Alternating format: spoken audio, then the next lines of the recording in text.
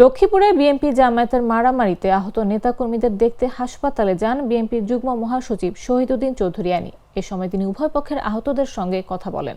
বৃহস্পতিবার রাত 11:30টার দিকে সদর হাসপাতালে আহতদের দেখতে যান লক্ষ্মীপুর ৩ আসনে বিএনপির এমপি প্রার্থী অ্যানি চৌধুরী।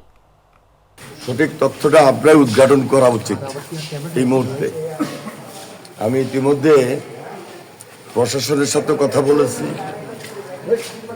জামাতের নেতৃবৃন্দের সাথে কথা বলেছি এবং আমাদের স্থানীয় বিএনপি নেতৃবৃন্দের সাথেও কথা বলেছি।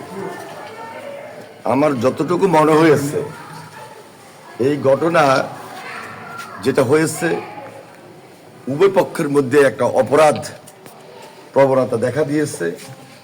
মারামারি এটা কোনোভাবে আমাদের কাছে কাম্য নয়।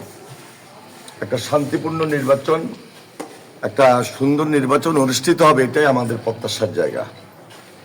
এই ঘটনার উৎপত্তিস্থল কোথায় এটা আমাদেরকে খুঁজে বাইর করতে হবে। আমি যতটুকু শুনছি, যেটা একটু আগে বলার চেষ্টা করলাম, যে মহিলা মিটিং হবে খুবই স্বাভাবিক। একটা বাড়িতে অথবা মহিলা মিটিংয়ে গিয়ে আইডি কার্ড গ্রহণ করা এটা নির্বাচনী আচরণবিধিতে পড়ে কিনা, আইডি কার্ডের ফটোকপি দেওয়া, আমি মনে করি একটা ঘটনার উৎপত্তিস্থল হতে পারে। এটা আমি শুনেছি। তবে আমি মনে করি এটা প্রশাসন সম্পূর্ণভাবে তদন্ত করবেন। তদন্ত করে এটা একটা উদ্যোগ নেওয়া যেতে পারে ভবিষ্যতে, যেন আমাদের এই নির্বাচন বাধাগ্রস্ত না হয়।